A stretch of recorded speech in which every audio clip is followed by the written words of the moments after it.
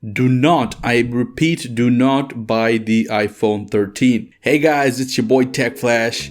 Alright, so if you're excited about the upcoming iPhone 13 on September 14th and already made up your mind to buy it, then I may have some bad news for you. And I know that I've done a few videos on the iPhone topic, including one on the iPhone 14 a few weeks back, but with new leaks and rumors, I couldn't hold myself back, especially after some of the things that I said in my last iPhone 14 video are turning out to be somewhat correct. First of all, I think it's kind of crazy that leaks for the next iPhone have already started to come out, like even before the iPhone 13 has been released. We started to hear new things, and it's funny in a way that it sort of snatches the attention away from the newly released iPhone, which hasn't been announced yet and is not going to be available to the public even after it's announced immediately. But there is a very good explanation as to why this happens. Well, Apple being, Apple is not going to wait right until the last minute to start making a new device. A trillion-dollar company knows better than that, and they tend to work 2 to 3 years ahead. So chances are that right now as we speak, Apple might have the iPhone 15 or even a foldable iPhone, which by the way I think they should name iFold as a prototype. A lot of things also have to do with marketing. Marketing can be very creative, and there's no limit as to what companies might come up with using emotions as a tactic and even crossing the line sometimes. Negative marketing has been used to promote companies because at the end of the day it gets people talking. For example, if you dislike my video and go ahead and press the thumbs down button, it's not going to affect my channel. It's in fact going to be considered a form of engagement, which will in turn be good for my channel. And also subscribe if you haven't already. Anyways, coming down to the leaks, according to new reports, Apple is actually moving in reverse and getting some inspiration for its design from some of its older phones. In this case, the iPhone 4.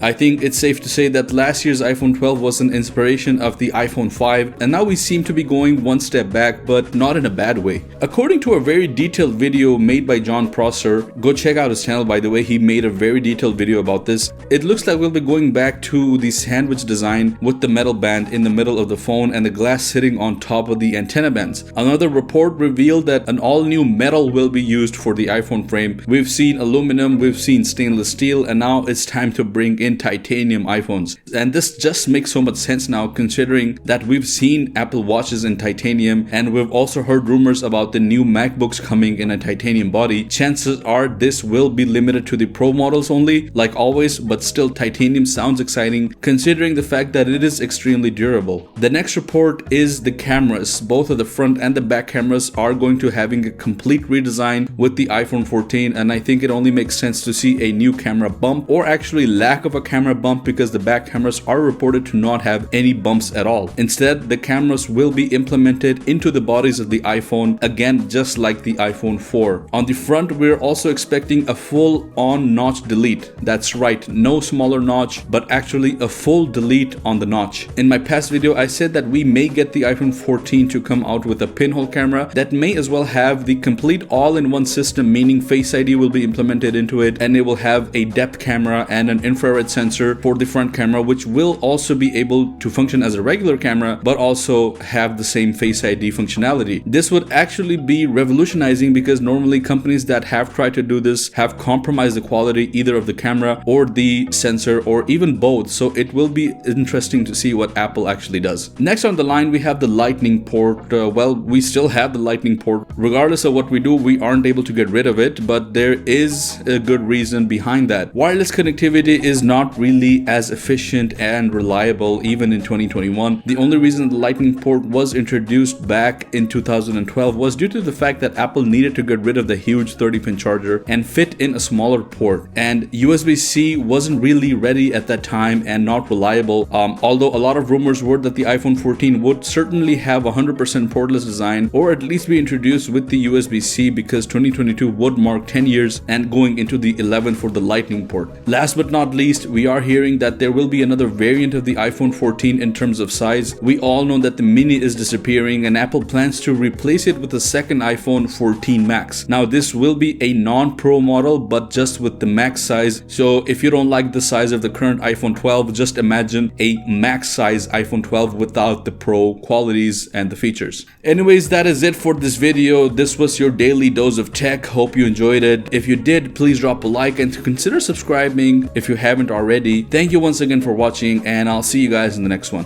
Peace out.